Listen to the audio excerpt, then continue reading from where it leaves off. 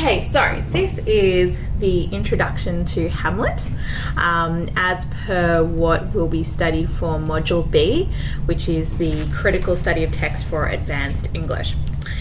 So, just to start with, to go from what the syllabus is asking, you want to have a look at what gives a text textual integrity.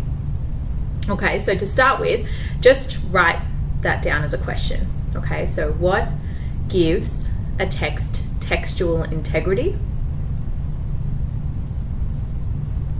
And add there and value. So the whole question is, what gives a text textual integrity and value? Question mark. Okay, so to start with, let's just define what textual integrity is. Okay, so textual integrity, well actually let's look at what integrity is. Okay, so the definition of integrity, people usually think of integrity as something, you know, like someone's a good person, they're a moral person, like they have good values. For example, I don't know, if you lost your phone and somebody found it and tracked you down and gave it back to you, then we usually consider that person as having integrity. Okay, that's not really the integrity we're talking about here. So it's not really about whether the text is good or bad necessarily, but more so whether it has the components necessary to be a valued or an effective text. Okay, so the actual definition of integrity is the state of being whole and complete.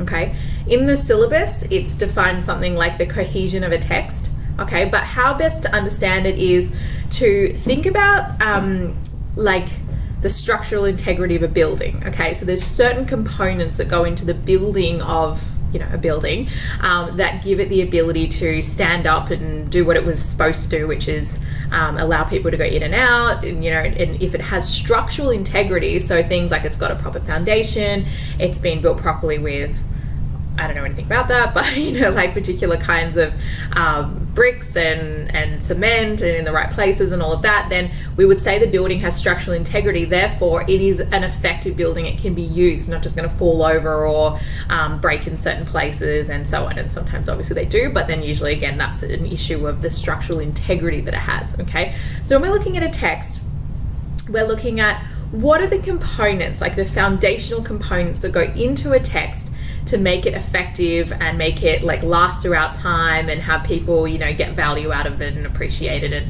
possibly reinterpret it, which is something that you may be doing. So when we're looking at a text, the core foundational things we're looking at to achieve or determine whether it has textual integrity, there's two things. Okay, so the first thing is the ideas that it portrays. Okay, now these ideas are usually going to be something to do with, or not usually, they're going to be something to do with the human experience. Okay, so, and humanism, just so you know, underpins the entire syllabus. Okay, so when you look at something like discovery, you're looking at, okay, so humans, like it's like an ongoing thing to make discoveries. It's a lifelong process. It can be confronting, it can change you and expand or broaden your view of the world, etc. And you know, so that's sort of where that comes from as well. And similarly with all the other modules, it's very much based on the human experience of whatever they're talking about. So here, when we're looking at critical study of text, you're looking at what human experience, otherwise really known as themes, are being presented in this text that make it an effective text and something that we can appreciate, reinterpret, last throughout time, etc. So what we're looking at there, so a couple of examples we're going to have there are things like chaos versus order. You're going to have things like, you know, pursuit of revenge, things such as, you know, the search for meaning, you know, doubt, uncertainty, things like, what else? Love, hate, etc. You know, family relationships, all of that. So as you can see with those kinds of ideas, they very much last throughout time. Okay, so regardless of the particular era or context that you're in, those particular experiences are going to be common, and as you know, you'll have certainly had those at some point or another in some other circumstance. Okay, so that's the first thing that we're looking for in relation to what gives a text integrity or makes it have value and the ability to last throughout time. So that's the first thing. The second thing is always going to be the how part, which is what techniques are used to actually illustrate those key ideas of human experience and human nature. Okay, so when we're looking at something like Hamlet, you want to be looking at something more specific to a drama. Okay, so things like the use of soliloquies, things like the use of dramatic irony, and then you've got obviously your motifs, you've got your characterization, metaphor, simile, etc. Okay, so and what I'm going to do is I'm just going to give you a sheet as well that will just support the dramatic devices evident in Hamlet, so that you can actually be incorporating those into your essay and throughout. Okay, so essentially what gives Hamlet the ability to transcend time or remain relevant or be reinterpreted is the fact that it does have textual integrity, and that is achieved through the human experiences or human nature it presents, as well as the techniques used to actually illustrate those ideas. Okay, very similar to all of Shakespeare's texts, which is why he still remains very popular today. So the key thing you want to be doing with this module is they're looking for your personal interpretation. Okay, a lot of students ask whether or not that means you use the word I or me or my. Try not to do it too much. Essentially, your personal interpretation will be whatever you go in and analyze, and then you support with your quotes and so on. Okay, so it's not really necessary for you to use the word, don't use the word I. You can use the word my, but I still wouldn't really do that unless they actually ask you a question about your interpretation. Then you could say my interpretation is that blah, blah, blah. Okay, so that's okay, but still keep that to a minimum, because you want to make sure that your writing's formal, and using first person is not very formal. Okay, so keep that to a minimum.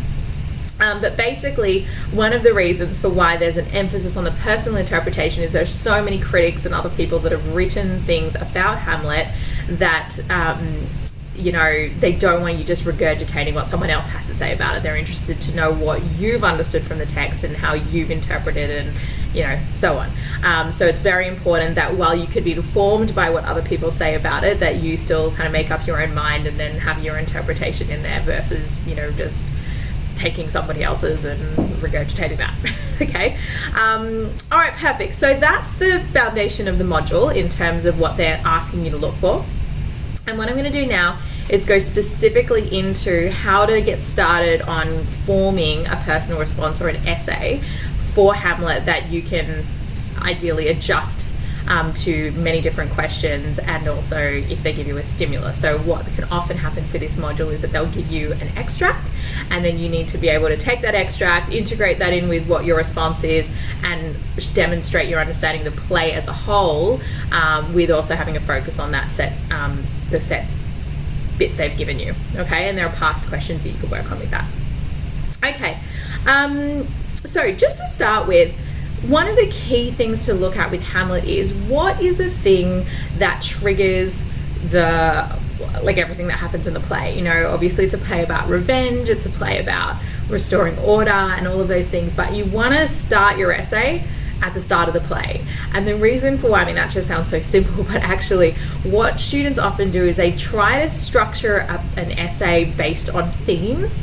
And I don't find that to be necessarily very effective. Firstly, because if they ask you a theme that you haven't really spoken about in, say, a paragraph of yours, and you might have a bit of a struggle linking the whole of what you've prepared back to the question, and of course you don't have a lot of time to do that. Okay, so that's the first reason. The second reason is all of the themes do fundamentally link to each other based on how the plot progresses. Okay, so a text is always something that, it starts in a certain place, it builds on it, the characters change, they experience new things and so on, and then there's an ending.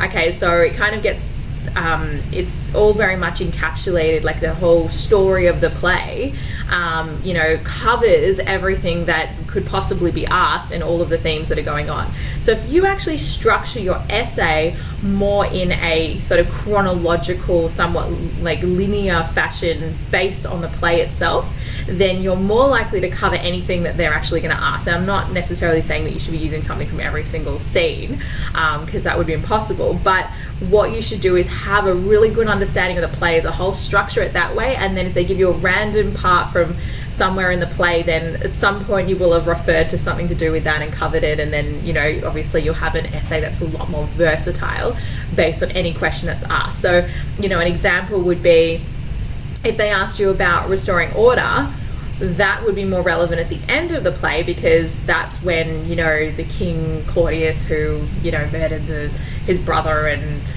committed incest and all of that, like, he is killed, and then that's a real part where, order is restored. However, then you might think, oh, well, then I can't write about all the other stuff I wanted to talk about, like, let's say Hamlet's disillusionment. Okay, but actually, if you think about the play as a whole, particularly in relation to Hamlet and how he develops, you can link it. Okay, so something like, it was the instigation of the chaos that occurred, and then the order that needed to be restored, that made Hamlet, kind of plunged him in this state of disillusionment and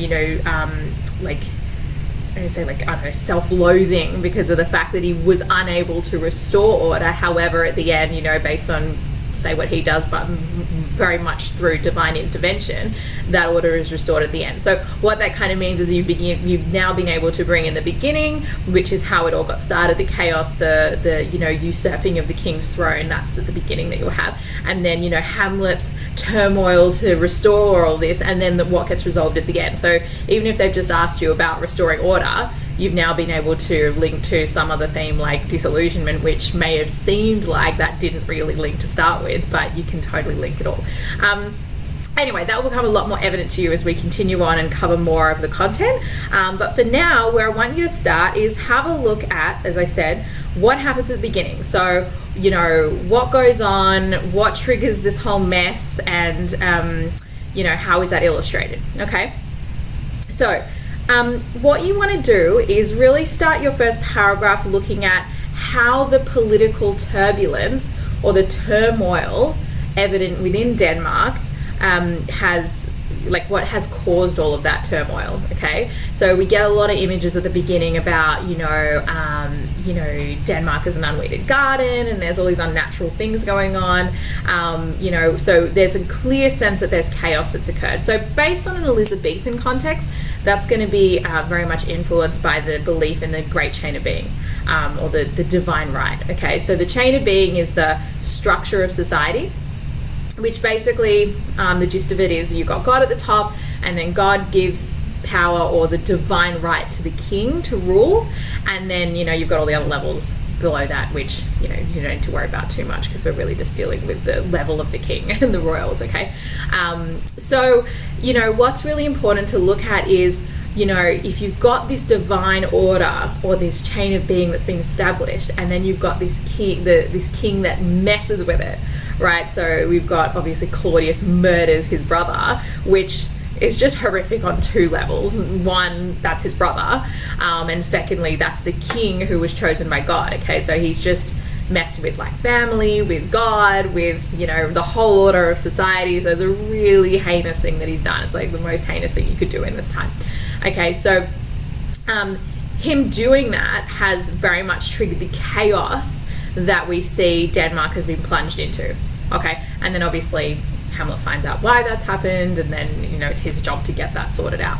Okay, so to start with, so that's the first thing. Okay, the second key thing that is really evident is the incestuous marriage that takes place not even a month, as Hamlet says, after the king has been murdered.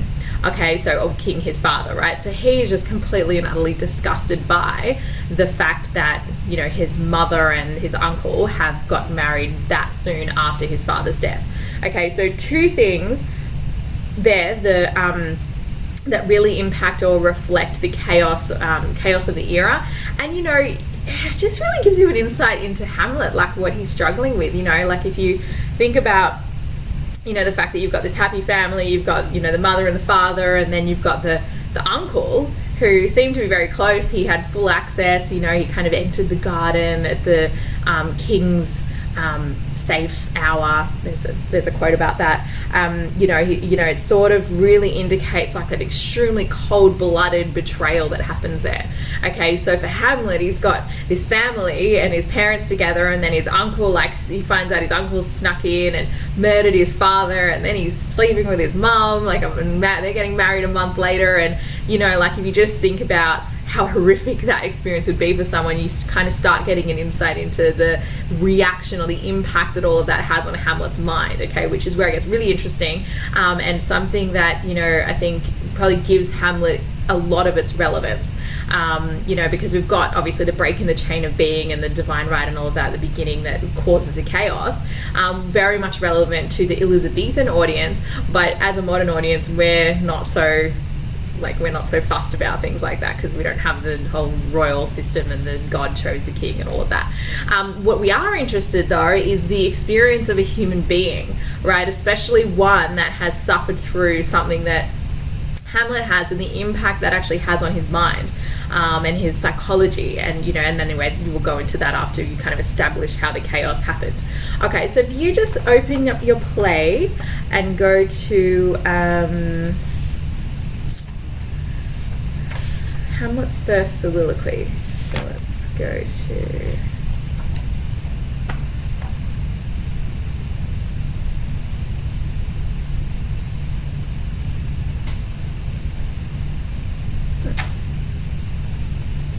Oh, here we go. Okay, great. So Act 1, Scene 2, line 129.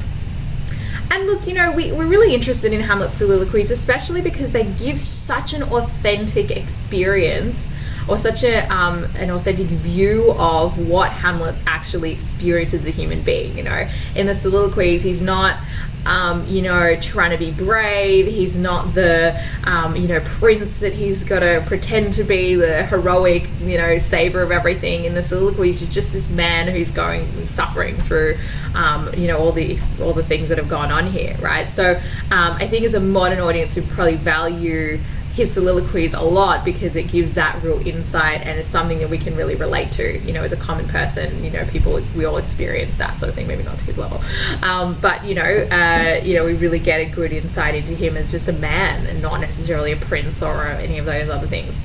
Okay, great. So Hamlet says, "Oh, that this too solid flesh would melt, thaw and resolve itself into dew." So like, he's already this early on like, oh, like I wish life would end.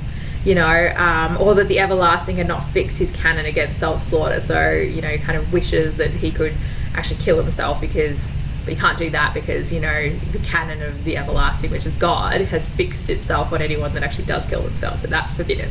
And we'll come back to that later as well, in the to be or not to be. But look, he's already got this real sense of disillusionment going on. So he goes, "Oh God, how weary, stale, flat, and unprofitable seem to me all the uses of the world." So there you've got accumulation, weary, stale, flat, unprofitable. You know, seem to me all the uses of this world. Like, there's no point to anything. You know, if you look at those words, they're stale, flat, like no use, unprofitable. So one of the things that you see really emerge is really interesting is actually more of a modern existential idea, like, or experience that Hamlet goes through. So just to define what existentialism is, so it was very much something that came quite prominent in the 1960s, but I would argue that you can see it earlier on than that. It was just coined in the 1960s. But essentially it's a philosophy of life that's very much, I guess, sort of emerged after religion has declined. So if you look at what religion provided people, it's very much structured. So it's like, live like this, and then you'll either go to heaven or hell, and it's all very clear for everybody. Okay, but with you know, with existentialism, it's like if you live in a secular society and that structure is taken away. So it's like if there's no afterlife and there's really nothing guiding you on how to live and what the point of anything is, then what's the point of life? Like, what's the purpose of anything? And these are the kinds of questions that very much emerged in the mid 20th century about, you know, like what the purpose of life is, you know. And interestingly, we start seeing that sort of idea emerge in Hamlet. But either way, I wouldn't talk about that just yet. To start with, you just want to establish the chaos that occurs, and then you can go into the impact that has, which is this kind of idea of like an existential disillusionment that he has about, you know, the purpose of his life, of the world itself, and so on. Okay, and a really good quote to look at in terms of this chaos idea is, "Oh, fie on it, ah fie, 'tis an unweeded garden that grows to seed things rank and gross in nature." Okay, so there you've got metaphor comparing Denmark to an unweeded garden, and then have a look at what an unweeded garden means. Okay, so it's sort of a weed is something that's a pest and it's killing off the rest of the things in the garden. Okay, so you've got this sort of idea that something very unnatural is going on, and it's not a good thing. Okay. And then he goes into what's actually going on here. So he just hates the fact that his mother is married so quickly. So like he says, yet within a month, so I've just jumped down to 145 there. And then he says, oh God, which is apostrophe, just so you know. So apostrophe is when something not necessarily present is addressed, and it's to show some real emotion or like some real frustration there, which you can definitely see Hamlet has. Okay, so, oh God, a beast that once discourse of reason would have mourned longer. So like even a beast that has no ability to reason or be rational would have mourned longer than my mom. So she's even lower than a beast in this particular scenario from his perspective. Married with my uncle, my father's brother. So have a look there at the way that he's really emphasizing the filial or the family connection there. So my uncle, my father's brother. So really emphasizing, what we call it there. There's actually a name for when a brother kills. I think it's fratricide. That's gone on there. But no more like my brother than I to Hercules. So it's like, what? She didn't even marry someone better than her original husband, and she did it that quickly. Like, what's wrong with her? Within a month. So repetition there, because just so such an incredulous tone about how fast it was. The salt of most unrighteous tears had left the flushing of her galled eyes she married. Okay, so sort of almost saying that she's faking it about her tears. So like her tears are unrighteous because she cried at her husband's funeral, but then she ran off and married his brother just, a month later. So, she's sort of a bit full of it, really. A bit of a faker. So anyway, he's saying that her tears are unrighteous, and they hadn't even left her eyes yet before she married again. Oh, most wicked speed. So you've got personification again, really, emphasizing the speed or the quickness with which she actually got married again. So he's discussed to post with such dexterity to incestuous sheets. Okay, great. So we can see that that's a big reason for why that chaos happens. Okay, so that was the first thing he knows about. But really, from a contextual standpoint, I would say his discovery that his father was actually murdered is probably even more significant than the incest, but obviously you've got those two key factors. Okay, so if you go to Act 1, Scene 5, it's when the ghost reveals the fact that he's been murdered. Okay, so if you look at Act 1, Scene 5, line 25, Hamlet says, oh God, ghost, revenge his foul and most unnatural murder most foul, as in the best it is, but this most foul, strange and unnatural. Okay, so you got like 3 repetitions of foul, you got 2 repetitions of unnatural, obviously strange is in the same sort of vein there. Okay, so that's really again illustrating the chaos that Denmark has been plunged into because of the murder that's happened. Okay, and what's really interesting is Hamlet's initial response. Okay, so he's like all gung-ho about it, as a prince should be in this time, according to what we call the medieval chivalrous code. So Hamlet says, haste me to know it, that I with wings as swift as meditation or the thoughts of love may sweep to my revenge. So he's like, quick, tell me all about it, like haste me, I want to know quickly, so that I with wings as swift. So firstly, I with wings, you got a metaphor there. Okay, so comparing Hamlet's experience to having wings, and then you think about the kind of the qualities wings have. Okay, so wings kind of give you the ability to fly. There's like a sense of freedom and even ease about it, which is so ironic because later on he so doesn't do it that way. Okay, but essentially for now he pledges that he's going to do it with wings, and then not only is it enough that he compares himself to acting with wings, he then says he's going to do that with wings as swift as meditation. So there you've got a simile there comparing how quickly or swiftly he's going to do it to, and meditation in this context means like just a thought, like if you meditate on something you just think about it. Okay, so he's just going to do it as quick as a thought, with wings as quick as a thought. Or the thoughts of love may sweep to my revenge. So even that choice of words, diction, sweep, gives you this idea of it being really fast, really easy. He's going to take care of it. It's all a done deal. Okay, good. And then the ghost says, good. So he says, I find thee apt, and duller shouldest thou be than a fat weed that rots itself in ease on Leith wharf, wouldest thou not stir in this. Okay, so essentially he's using a metaphor to compare Hamlet to being worse or duller than a fat weed that's rotten if he didn't actually rectify this wrong, or carry out that murder in the swift way that he's discussed. Okay, so it's almost, I guess, a premonition in some sense, because I would say that, especially from the perspective of someone from this period, that Hamlet does become that fat weed that rots itself as he goes on, because, he doubts himself, he starts questioning the point of him living, he's thinking about maybe killing himself, like all those things. It's almost like the chaos and the rotting of Denmark has really entered his mind and his psychology. Okay, which doesn't seem like it's going to happen here, because he kind of pledges he's not going to do that, and then he doesn't do anything of the sort. So really ironic. Okay, great. So then he says, now Hamlet, here. So I'm going to tell you the story. 'Tis given out that, sleeping in my orchard, a serpent stung me. Okay, so he kind of repeats this whole idea of sleeping a lot, which makes it even more cold-blooded, really, because there he is, he's there sleeping, he's at his most vulnerable, he can't fight back, so it's really horrific. Sleeping in my orchard, a serpent stung me. So then you've got a metaphor for the serpent. So think about what the comparison is. So you've got a comparison between Claudius and a serpent, and think about the qualities of the serpent to get the effect of the technique. So a serpent is firstly a religious allusion to the devil, and secondly a serpent is something poisonous, has a reputation for, or has a kind of, it's an allusion to being kind of sneaky or, deceitful. Okay. So we've got a serpent stung me. So the whole ear of Denmark is by a forged process of my death rankly abused. Okay, so he's actually personified the whole of Denmark into his ear. So he said the whole ear of Denmark. So he's now saying Denmark. So that's either kind of personification, making Denmark, saying it's his ear, or you could say it's a metaphor again, but try not to use too many metaphors.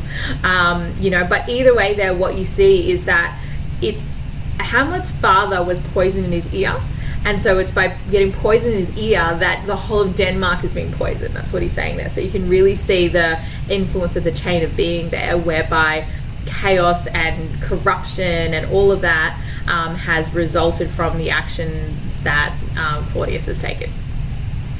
Okay, so the whole ear of Denmark is by a forged process of my death rankly abused. But know, thou noble youth, the serpent that did sting thy father's life now wears his crown. Okay, so now it's like, here's who it is. Oh, my prophetic soul. So I thought so, like my uncle.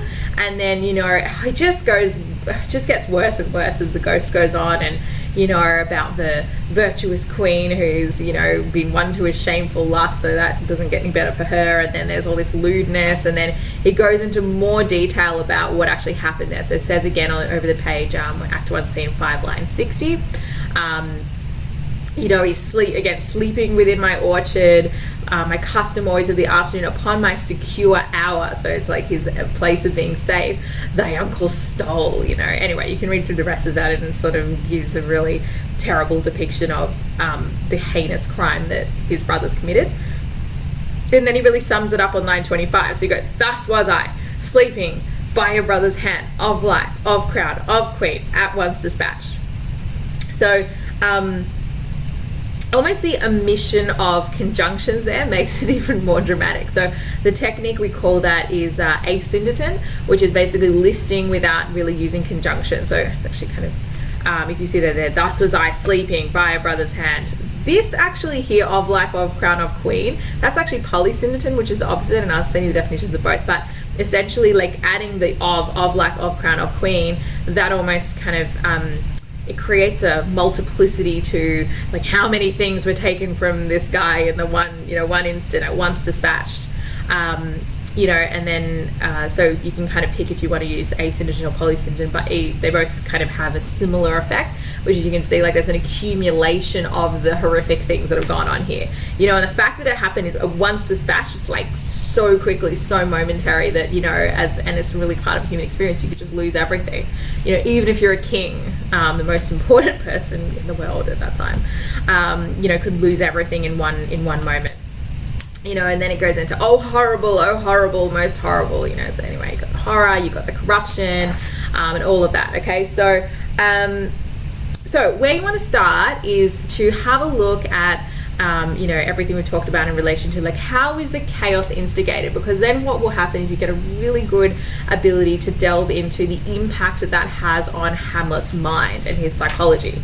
Okay, where initially he's just like shocked and angry and all of that, so and he starts kind of on line 105, oh most pernicious woman, oh villain, smiling down villain. So I think what really upsets Hamlet probably even more is the lying, that kind of, and that's the whole theme of illusion versus reality, where you've got this villain who's smiling, but he's a damned villain. So there you've got an oxymoron, so smiling damned, that really emphasizes the duplicitous nature of man. Okay, and I think it's a big part, that's a big part as well of Hamlet's disillusionment with humanity just in general, because not only is his uncle lied and pretended to be something he's not, he's then murdered his father, and then he's married his mother, and he's pretending to be this great guy this whole time, smiling and being all pleasant with everyone, but actually he's this ultimate villain. Okay, great, so start with that. So for your first paragraph, I want you to discuss, so just get ready to write this somewhere. What is the cause of the corruption within Denmark? And how does this corruption start impacting on Hamlet's mind or view of the world? Okay, so about 200 to 250 words on that, and that will give you a good start or a really good platform to get into the rest of it. Okay?